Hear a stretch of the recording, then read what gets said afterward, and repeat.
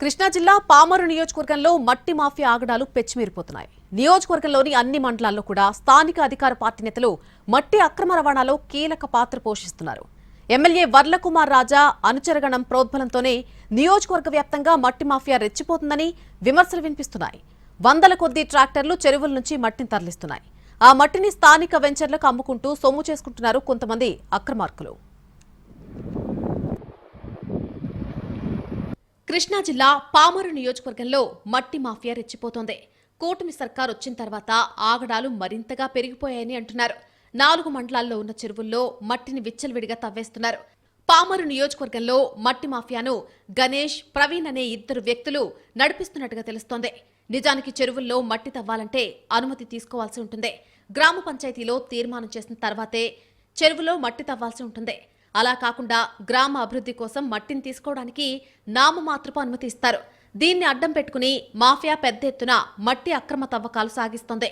పామరు నియోజకవర్గంలోని అన్ని మండలాల్లో కూడా మట్టి మాఫియా తన కార్యకలాపాలు ముమ్మరం చేసింది. పగలు రాత్రి అని తేడా లేకుండా పెద్ద ఎత్తున చెరువుల్లో స్టిల్ తొలగింపు పేరుతో మట్టిని ఎడాపిడా తవ్వేస్తున్నారు.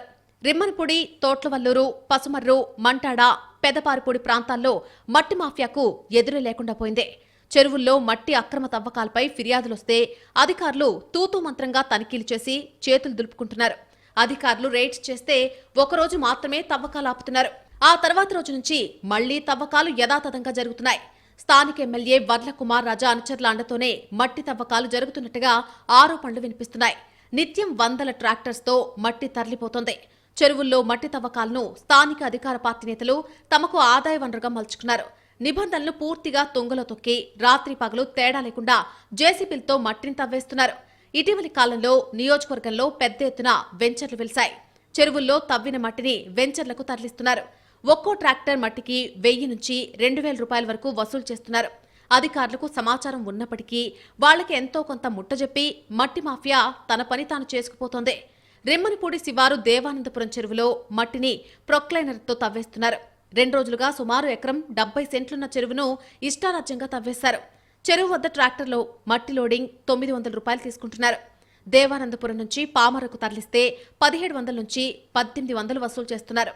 అదేమని ఎవరైనా ప్రశ్నిస్తే చలానా కట్టాం, మా ఇష్టం, అడగడానికి మీరెవరు అని దబాయిస్తున్నారు. EO PRD Janardhan Rao, MPDO జ్యోతి తవ్వకాలు జరుగుతున్న చెరువు వద్దకు వెళ్లేసరికి మట్టి తవ్వకాలు నిలిపేశారు. దేవానందపురం గ్రామ పంచాయతీలో తీర్మానం చేసిన తర్వాతే చెరువులో మట్టి తవ్వుతున్నట్టు పంచాయతీ కార్యదర్శి తన దృష్టికి తీసుకొచ్చారని ఈవో పీఆర్డీ జనార్దన్ రావు చెప్పారు. మట్టి బయటికి వెళ్తే కఠిన చర్యలు తీసుకుంటామని హెచ్చరించారు. వెంటనే స్పందించి రావడం జరిగింది. పంచాయతీ కార్యదర్శి గారిని అడిగితే ఆల్రెడీ గతంలోనే బోర్డుతో గ్రామాభివృద్ధి కోసం, గ్రామంలో పనులు చేసుకోవడం కోసం తీర్మానం చేసిందని చెప్పడం జరిగింది. మరి గ్రామం విడిచి మట్టి వెళ్ళటం మాత్రం ప్రభుత్వం సహించేది లేదు. మరి గ్రామావసరాలకి మరి గ్రామ పంచాయతీ తీర్మానం లోబడి గ్రామంలోనే మరి తోలుకుంటున్నామంటే దాన్ని పరిగణలోకి తీసుకోవడం జరుగుతుంది. ప్రతి మండలంలో ఒక అధికార పార్టీ నేత ఆధ్వర్యంలోనే ఈ మట్టి మాఫియా నడుస్తోంది. అక్రమ మట్టి తవ్వకాలపై ఎవరైనా ఫిర్యాదు చేస్తే వారిని బెదిరించే పరిస్థితి పామరు నియోజకవర్గంలో నెలకొంది. గత ఏడాది నియోజకవర్గంలో మట్టి తవ్వకాల ద్వారా ₹1 కోటి పైగా సంపాదించారనే మాట వినిపిస్తోంది. ఇదే సమయంలో మట్టి అక్రమ తవ్వకాల విషయంలో అధికార పార్టీ నేతల మధ్య కూడా గొడవలు జరుగుతున్నట్టు తెలుస్తోంది.